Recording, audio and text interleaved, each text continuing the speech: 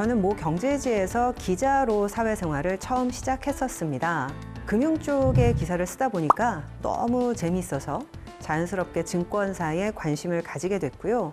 고민 끝에 퇴사를 하고 증권사에 원서를 넣게 된 케이스였습니다. 발표 당일에 뛰는 가슴을 진정시키면서 홈페이지에 수험 번호를 딱딱딱 입력을 했는데 최종 합격하셨습니다 라는 문구가 뜨더라고요. 제가 그 당시 정말 얼마나 기뻤는지 몰라서 거실에 앉아 계시던 아버지한테 달려가서 저 증권사 합격했어요 라고 소리를 크게 쳤습니다. 그런데 그 이후에 10초간 침묵이 조용히 흐르더라고요. 그러더니 저희 아버지께서 대뜸 저한테 이렇게 말씀을 하셨습니다. 집에 돈은 절대 못 가져간다. 축하한다라는 소리는 못하실 망정 저희 아버지께서 그 타이밍에 하필 왜 그런 말을 하셨을까요? 당시 증권사는요, 대졸자들이 선호하는 직장이 전혀 아니었습니다. 인터넷이라는 것이 처음으로 보급이 되면서 닷컴 버블이 시작이 됐었고요. IT 업계 그리고 각종 벤처기업 주가가 한올 높은 줄 모르고 치솟고 주식시장은 연일 호황이었습니다. 그러다가 2001년을 기점으로 거품이 급속도로 꺼져 버립니다. 바로 IT 버블 붕괴가 일어난 거죠. TV에서는 연일 깡통 계좌에 대한 보도가 흘러나왔고요. 투자했던 유망 기업들도 상장 폐지가 되어버려서 원금의 90% 이상을 까먹는 경우도 상당히 비일비재했었습니다. 당시는 IT 버블이 꺼진 지 얼마 안 된 시점이라 주식에 대한 비관론이 굉장히 팽배했고요. 저는 잔뜩 긴장한 채로 매일 아침 새벽 대바람에 첫 출근을 해야 됐었습니다. 증권사 영업점은요, 매일 아침 8시 영업사원들이 모두 모여서 전략회의라는 것을 보통 하는데요. 최근 시황에 대한 견해, 그리고 좋게 보는 종목들을 돌아가며 발표하는 자리가 있었습니다. 그날도 마찬가지로 사원부터 부장급까지 모두 한 종목씩 추천을 하면서 사유를 이야기하기 시작했었는데요. 힐끗 지점장님 얼굴을 제가 보니까 눈치가 별로 안 좋으시더라고요. 직원들이 발표한 종목들이 하나같이 마음에 안 들었던 겁니다. 발표가 끝나자 지점장님은 굳은 얼굴로 30초 정도 침묵을 지키시다가 마침내 입을 여셨습니다. 오늘부터 우리 지점은 삼복 컴퓨터를 집중 매입한다. 그 벼락 같은 선언이 어찌나 생생했던지 저는 그 장면이 아직도 기억이 납니다. 지점장님은 삼복 컴퓨터가 이대로 망할 리가 없다면서 일요일에 TV에서 삼복 컴퓨터 농구팀 경기를 봤는데 성적이 계속 저조했다가 오랜만에 대승을 했다. 회생의 조짐이 보인다. 라면서 이야기를 하셨어요. 지금 생각하면 다소 황당한 사유였지만 신입사원인 저는 아직 판단 능력이 그다지 없을 때였기 때문에 조용히 듣고만 있었습니다. 그리고 9시 증권사 개장 시간이 되자 모든 직원들은 100주면 100주, 1000주면 1000주, 지점장님이 좋게 본다고 했던 그 삼복 컴퓨터를 조금씩 사기 시작했습니다. 이후 삼복 컴퓨터가 어떻게 되었는지 아마 짐작하실 겁니다. 90년대 IT 버블을 대표하는 회사였었던 삼복 컴퓨터는 그 이후 2005년도 법정 관리를 신청을 하고 2007년도에 상장 폐지되었습니다. 저는 지금도 입사 첫날의 그 회의를 가끔 떠올리곤 하는데요. 모든 사람들이 IT 버블이 이미 꺼졌다라는 것을 인정하지 못하고 미련의 끝자락을 부여잡고 있었던 시절이었죠. 하지만 당시는 이미 새로운 투자 기회가 다른 곳에서 서서히 피어나기 시작했던 시점이었습니다. 중국이 세계무역기구인 WTO에 가입을 하면서 이른바 중국발 투자 버블이 태동을 하던 시기였죠. 하지만 대부분의 사람들은 지나버린 IT 버블을 잊지 못해서 그것을 못 보고 있었던 겁니다. 마치 떠나버린 옛 애인의 전화를 기다리다가 멋진 새 남자친구를 떠나보낸 그런 형국이라고 할 수도 있겠죠. 입사 다음 해였던 2003년도부터 2007년까지 중국발 투자붐이 불면서 500선에 불과했던 코스피가 4배나 올라서요. 2000을 넘길 정도로 초호황기가 찾아오게 됩니다. 브릭스, 그러니까 브라질, 러시아, 인도, 중국의 영문 첫 글자를 딴 용어인데요. 2000년대를 기점으로 이 네 곳의 신흥국이 빠른 경제 성장을 구가하면서 세계 경제를 이끌고 있다라면서 투자 열풍이 아주 강하게 불었죠. 그런데 대학 때 열심히 공부해서 가장 인기 많았던 직장에 취업한 사람들은 이상하게도 어려움에 처한 경우도 많았습니다. 특히 저보다 5년 그리고 6년 위의 선배들은요, 1997년도 외환위기가 오기 이전에 취업을 했었는데요. 당시 최고의 인기 직장은 종합금융사, 즉 종금사였습니다. 당시 한국은 금리가 굉장히 높았지만 미국이나 일본 등 선진국은요, 저금리였기 때문에 해외에서 돈을 빌려다가 투자를 하고 대출을 하는 종합금융사들이 최고의 직장이었습니다. 당시 상위권 대학 경영학과의 톱 클래스 학생들은 전부 종금사에 취직했다고 해도 과언이 아닐 정도였고요. 어마어마한 고액 연봉을 자랑했었습니다. 그런데 갑작스럽게 외환위기가 찾아오면서 IMF로부터 구제금융을 받게 되었고요. 원달러 환율은 2,000원으로 껑충 뛰게 됩니다. 결국 일시에 대출이 회수가 되고 자산을 매각할 수밖에 없게 되면서 종금사들은 소용돌이에 휩쓸리게 되지요. 결국 대부분의 종금사들은 문을 닫았고 많은 직원들은 직장을 잃게 됩니다. 굉장히 가슴 아프고 극단적인 사례이긴 하지만 20여 년간 제가 세상의 흐름을 쭉 지켜보면서 느낀 것이 하나 있습니다.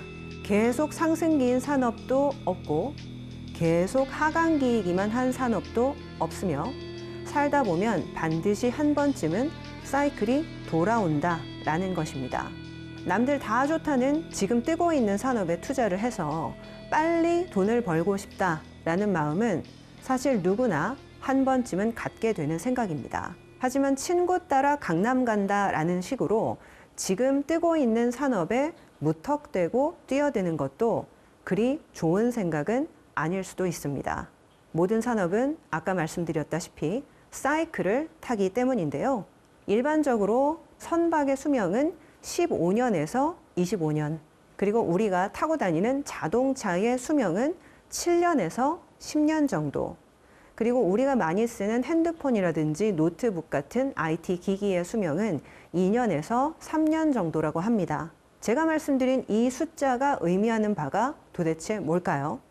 주변에서 다들 좋다고 하길래 따라 들어갔는데 만약에 그 회사가 계속 좋아지는 중이었다면 당연히 관계가 없습니다. 하지만 운 나쁘게도 사이클의 정점을 지나고 있는 시기에 내가 그 산업에 들어간 것이라고 한다면 다시 좋아지기까지는 생각보다 굉장히 오래 기다려야 할 수도 있다는 거죠. 어떤 산업은 짧게는 3년, 길게는 10년 이상을 기다려야 할 수도 있다는 겁니다. 20년 넘게 증권업에 종사하면서 사실 이런 사례들을 정말 수도 없이 보고 있습니다. 이미 추세가 바뀐 지 오래인데 예전에 좋았던 기억을 부여잡고 집착하다가 새롭게 찾아온 좋은 기회를 놓쳐버리는 그런 건 말이죠. 이런 기억을 떠올릴 때마다 지나간 것에 미련둘 필요가 없다. 투자란 것은 미래 가치를 반영하는 곳에 기회가 있기 마련이다 라는 것을 다시 한번 상기하게 됩니다.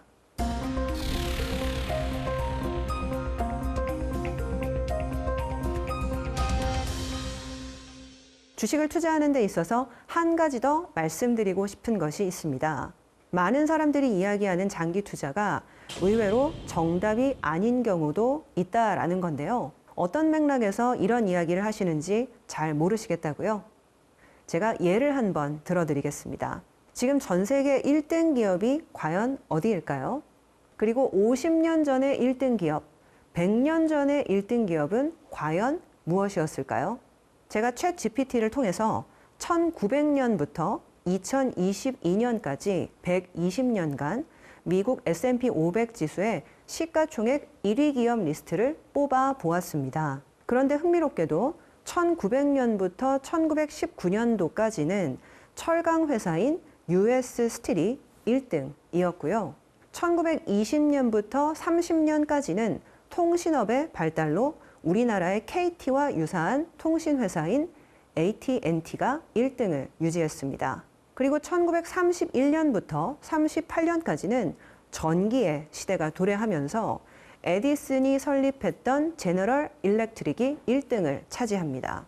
그러다가 1939년도부터 55년도까지는 집집마다 자가용이 대중화되면서 제너럴 모터스 GM이 1등을 탈환했습니다. 그리고 56년부터 64년까지는 다시 AT&T가 1등을 하고요. 65년도부터는 컴퓨터, 인터넷, 이 IT의 시대가 도래하면서 1992년까지 쭉 IBM이 1등을 고수합니다. 그리고 2000년에 드디어 이르러서야 윈도우와 PC, 인터넷 혁명에 힘입어서 마이크로소프트가 1위 자리로 올라서게 됩니다. 이후에 중국, 화석 연료의 부상에 힘입어서 엑손 모빌이 2010년까지 1위를 고수를 하게 되는데, 이쯤 되면 왜 이런 이야기를 꺼냈는지 아마도 눈치를 채셨을 것 같습니다. 투자에 있어서 가장 중요한 것은 세상의 흐름을 읽는 것인데, 의외로 영원할 것이라고 믿었던 1등은 다시 끌어내려지고 언젠가는 따라잡히고 뒤집히는 경우도 있었다라는 거죠. 세상의 흐름에 따라서 기업의 운명도 바뀌는 건데요. 전문가들은 1등주에 장기 투자하는 것이 정답이다 라는 이야기를 많이 하지만, 문제는 그 1등 기업이 늘 변한다라는 것이 문제입니다. 1등은 하기보다 유지하기가 더 어렵다라는 말도 있는데요. 경쟁자들의 추격과 견제를 물리치고 1등을 계속 유지하는 것은 사실 보통 일이 아니라는 것을 잘 아실 겁니다. 이것이 바로 장기 투자가 반드시 정답은 아닌 이유입니다. 투자의 구루로 여겨지는 마크 파버는요, 그런 이야기를 한 적이 있었습니다. 1960년대 미국의 성장주, 1970년대 오일 관련된 주식, 그리고 1980년대 일본 주식을 매입해서 묻어둔 사람들을 한번 봐라. 부동산도 마찬가지다. 14세기 베네치아, 16세기 리스본 땅을 샀던 사람들을 한번 찾아봐라. 어찌 보면 장기 투자는 투자업계의 마케팅 수단일 수도 있다라는 겁니다. 결국 언제나 지키는 투자를 해야 하는 이유가 바로 여기에 있습니다. 사실 기관 투자자와 개인 투자자는 주식을 보는 관점이 다를 수밖에 없습니다. 펀드를 운용하는 기관 투자자들은 싫든 좋든 규정상 주식 편입비를 일정 수준 이하로 낮추는 것이 불가능합니다. 그래서 약세장이 오면 상대적으로 덜 빠질 회사, 그럼에도 불구하고 오를 수밖에 없는 회사로 교체 매매를 할 수밖에 없지요. 하지만 주식 자체를 완전히 다 팔고 떠나지는 못합니다. 하지만 개인 투자가들은 조금 다르죠. 주식시장이 약세장에 접어들었다라고 판단되면 과감히 현금화를 하고 쉬거나 채권을 사고 예금에 넣어두면서 기회를 보면서 기다릴 수가 있습니다. 사실 타이밍을 잡는 게 쉬운 일은 아니지만 기관 투자가에 비해서 개인 투자가들은 선택지가 다소 많다라는 이야기입니다. 전업 투자가들은 통상 생존이라는 단어를 가장 중요하게 여긴다라고 얘기를 하는데요. 지켜야지 또 다음 기회가 온다. 조금 수익을 덜 보더라도 시장에서 살아남는 것이 가장 중요하다. 작은 수익에 만족할 줄 알아야 오래 갈 수 있다라는 이야기들을 귀에 못이 박히도록 하시는 분들이 많습니다. 물론 결코 쉬운 일은 아닙니다. 본디 부자는 가진 것이 많기 때문에 자연스럽게 지키는 투자를 하게 됩니다. 하지만 가지지 못한 사람은 매일매일 부자를 쫓아가는 입장이기 때문에 마음을 급하게 먹기 마련이지요. 결국 지키려는 자와 이제 막 부를 쌓아야 하는 사람들의 관점은 다를 수밖에 없을 겁니다. 하지만 시장은 공평하고 심지어 아주 잔인하기까지 합니다. 잠시 잘못된 판단을 했던 대가로 차곡차곡 쌓아 올렸던 부를 일거에 앗아가기도 하는 것이 바로 시장이고요. 워렌 버핏의 제자를 자처하는 모니쉬 파브라이라는 사람이 있습니다. 인도계 투자자인데요. 2017년 한 투자 강연에서 워렌 버핏과 찰리 먼거의 성공 비결을 이야기하면서 few bet, big bet, infrequent bet 이라는 말로 요약을 했습니다. 이것을 조금 풀어서 설명을 드리면요. 워렌 버핏도 큰 부를 이루게 된 과정을 보면 인생 통틀어서 딱 5번의 큰 베팅을 성공적으로 했기 때문이다. 그렇기 때문에 베팅은 거의 하지 않되 한다면 크게 하고 자주 하지도 않는다 라는 철칙이 있었다라는 겁니다. 결국 다시 한번 말씀드리지만 지키는 것도 투자다. 그래야 제대로 된 기회를 잡을 수 있기 때문이다 말씀을 드려봅니다. 중국 한나라 역사학자였던 사마천은 사기에서 이런 이야기를 한 적이 있었는데요. 사람들은 자기보다 10배 부자이면 그를 헐뜯지만 100배 부자이면 그를 두려워하기 시작하고 1000배 부자이면 그의 심부름을 하게 되고 10,000배 부자이면 그의 하인이 되니 그것이 만물의 이치다 라고 말이죠. 얼마나 무서운 이야기입니까? 사실 그런 생각을 할 만도 합니다. 사마천은 당시 태사령 벼슬을 하던 아버지가 일찍 돌아가시자 그 뒤를 이어서 역사학자가 되었는데요. 잘못된 모함으로 죽임을 당할 지경에 몰리게 됩니다. 그런데 사형을 면하는 조건이 2가지였다고 합니다. 하나는 1년치 병단을 운영할 수 있을 정도의 큰 돈을 황제에게 바치거나 다른 하나는 생식기를 잘라내는 궁형을 받거나. 그런데 사마천은 부자가 아니었기 때문에 결국 아버지의 유지를 이어받기 위해서 궁형을 감수할 수밖에 없었다고 합니다. 결국 돈이 없음을 평생 한탄할 수밖에 없었다라는 건데요. 그래서 그런지 사마천의 사기에는요, 돈의 중요성과 함께 다양한 부류의 사람들이 어떻게 큰 부자가 되었는지를 다룬 화식열전이라는 편이 있습니다. 그리고 이 화식열전에는 주옥 같은 문구가 많기로 유명한데요.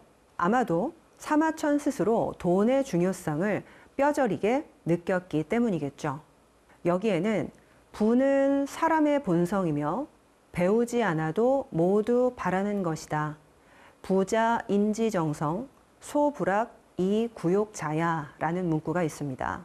2000년 전에 이런 이야기를 했다라는 것이 참 놀라운데요. 이번 편에서는 사마천이 2000년이라는 세월을 뛰어넘어서 우리에게 전해준 부의 비밀에 관해서 제가 인상 깊게 보았던 구절들을 몇 가지 알려드릴까 합니다.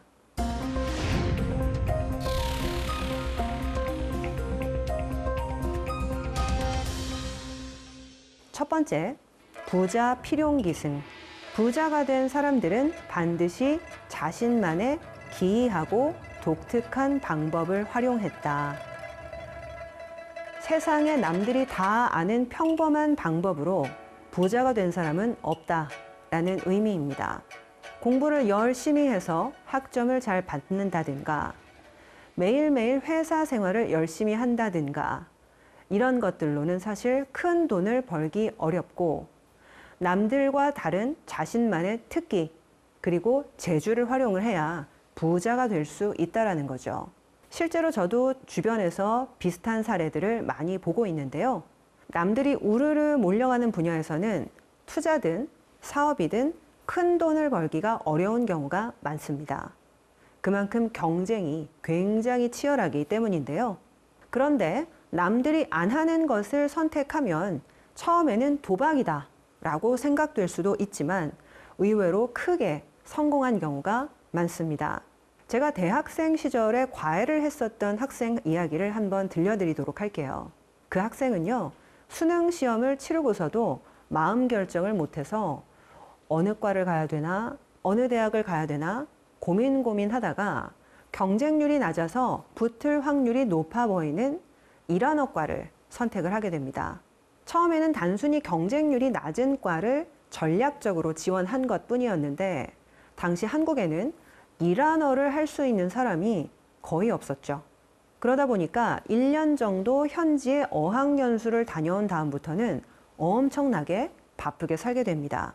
우리나라는 이란에서 원유를 많이 수입하고 관련된 프로젝트도 많다 보니까 자금을 주고받을 일이 많았었는데요. 외국계 은행에서 통역할 사람이 없어서 졸업 전에 입도 선매해서 이 친구를 바로 데려갔답니다. 남들이 선망하는 외국계 은행에 쉽게 입사를 하게 된 거죠. 그만큼 한국에 이란어를 할 수 있는 사람이 희귀했기 때문이겠죠. 사실 누가 보기에도 번듯해 보이는 사업이나 직장도 항상 사이클을 타기 마련이고요. 경쟁은 훨씬 치열하기 때문에 내가 아무리 열심히 해도 좋은 기회를 잡지 못하는 경우가 많습니다. 기회라는 것, 그리고 돈이라는 것은 남들이 안 가는 희귀한 길에 있는지도 모르겠습니다. 두 번째, 인각, 임기능. 사람들은 무릇 각자의 능력에 따라 갈 기력, 온 힘을 다해 이득, 소욕, 원하는 것을 얻는다.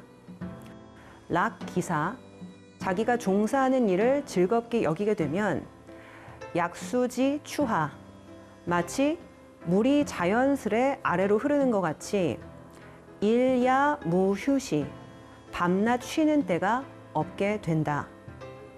불소이 잘해, 그래서 부르지 않아도 스스로 오고, 불구 이민 출지, 시키지 않아도 스스로 생산에 힘쓰게 된다.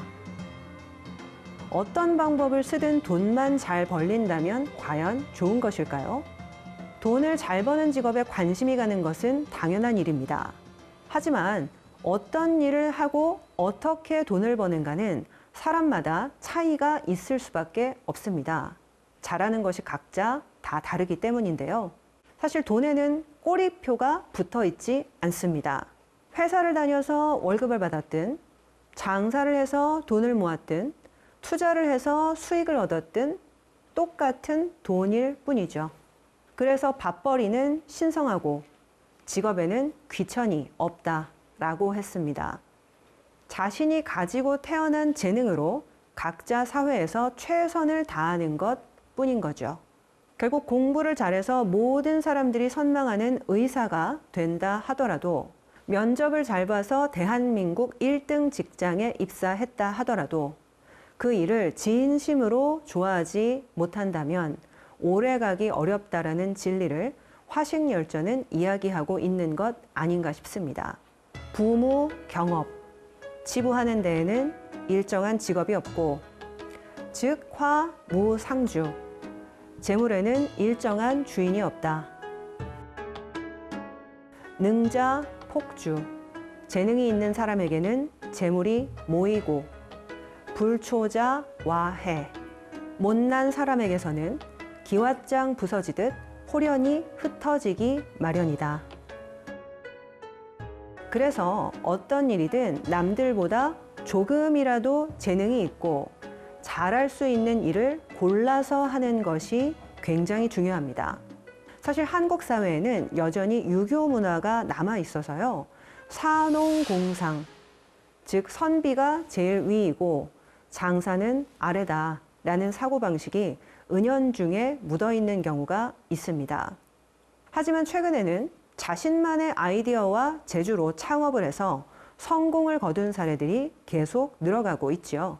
타고난 것, 좋아하는 것, 잘하는 것을 꾸준히 해서 성취하는 인생은 자연스럽게 성공한다라는 진리를 화식열전이 이야기해주고 있는 것 아닌가 생각이 드는 부분입니다. 세 번째, 시무제장력. 한 푼도 가진 게 없는 사람은 노동을 하고, 소유투지, 약간의 재물이 있는 사람은 지혜를 겨루지만, 기요쟁시, 많은 재산을 일군 사람은 때를 본다.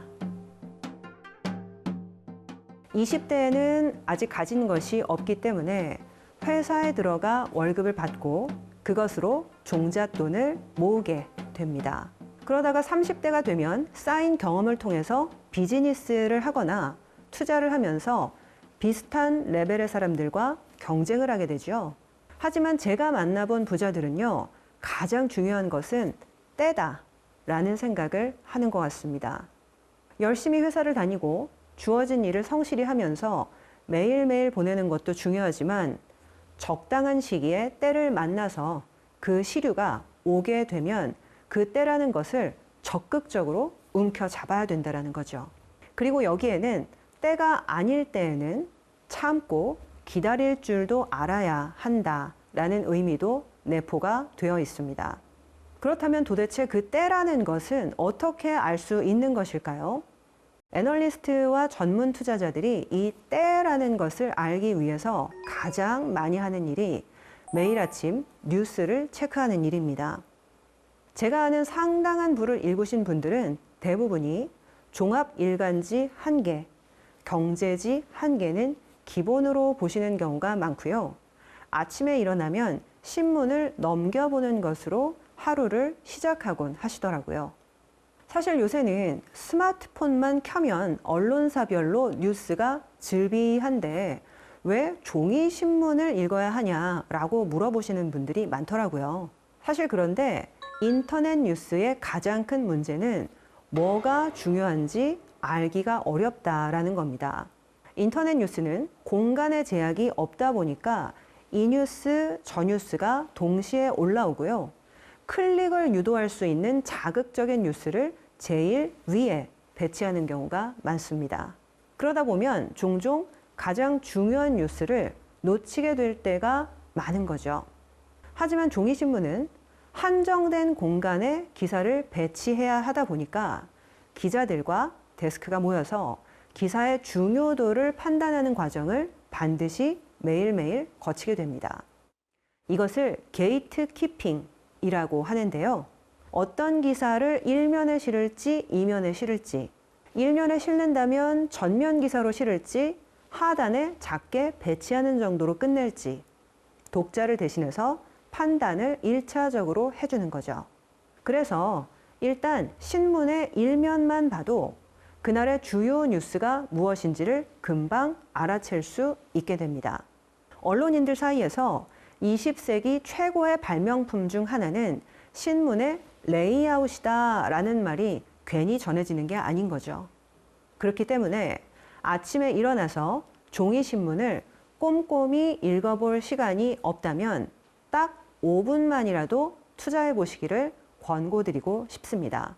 신문을 1면부터 30면까지 빠르게 넘기면서 헤드라인만 보는 거죠. 이렇게 되면 짧은 시간 안에 오늘의 중요 이슈가 뭐고 지금 사회나 경제에서 떠오르는 화두가 무엇인지 한눈에 짧은 시간 안에 파악하실 수가 있습니다. 종이신문을 권고드리는 또 하나의 이유는요. 다른 각도로 생각하는 법을 자연스럽게 배울 수 있기 때문인데요. 저는 직업상 2~3개 이상의 신문을 매일 아침 체크합니다. 그런데 가끔 보면 똑같은 뉴스라도 A신문과 B신문 그리고 C신문의 관점이 다른 경우가 많습니다. 예를 들면 어제 한국은행이 기준금리를 올렸다라고 생각해 보겠습니다. A신문은 금리를 올렸으니 이제 부동산 가격이 조정을 받을 것이다 라고 쓰는데요. B신문은 금리를 올렸으니 은행들의 예대 마진이 개선되어 은행주 주식이 좋을 것이다 라고 내보내고요. C신문은 어제 기준금리를 올렸지만 앞으로는 2번 정도 더 올릴 수 있다 라는 예측성 기사를 냅니다. 하나의 사실을 가지고도 해석하는 방식 그리고 접근하는 관점이 다 다른 거죠. 그러면 우리는 같은 사건에 대한 각기 다른 기사를 통해서 기준금리를 올리면 어떤 산업들이 그것에 민감하게 반응하는지 좀 더 쉽게 알 수가 있고 그로 인해 자연스레 경제를 거시적으로 바라보는 눈을 키우게 됩니다. 만약 종이신문을 매일 받아보는 것이 좀 부담스럽다라고 하시면 온라인 종이신문도 고려해 볼 만합니다. 아까 말씀드렸던 인터넷 신문과는 좀 다른 건데요. 똑같이 온라인상에서 보는 뉴스지만 요새는요, 종이신문을 그대로 스캔해서 종이신문과 똑같은 형태로 볼 수 있도록 PDF 같은 파일로 제공하는 경우가 많아지고 있습니다. 이렇게 되면 PC에서도 똑같이 종이 신문을 넘기는 것처럼 보실 수가 있는 건데요. 처음부터 무리하실 필요도 전혀 없고요. 우선은 신문과 친해지는 것이 중요하기 때문에 아까 말씀드렸던 것처럼 5분 동안 헤드라인만 체크하시는 것도 괜찮은 방법입니다. 그렇게 3개월만 반복하면 까만 것은 글자요, 나머진 종이다 라고 생각되던 기사 내용 하나하나가 일정한 흐름으로 이어진다라는 것을 느끼시게 될 거고요. 6개월이 지나면 서서히 경제 기사를 읽는 것에 재미를 느끼면서 주변 사람들과도 자연스럽게 금융시장과 경제에 대해서 이야기를 나누게 됩니다. 오늘은 사마천 사기의 화식열전에서 언급한 돈과 부에 대한 이야기를 풀어서 말씀드려 봤습니다. 돈이라는 것은 무섭고 두려운 존재이기도 하지만 잘 다룬다면 더 없는 무기가 되기도 하고 큰 기회를 제공하기도 하는 존재라는 것을 아마 아실 수 있었을 것 같습니다. 2000년도 더 전에 이미 이런 이야기를 했다라는 것이 놀랍기도 한데요.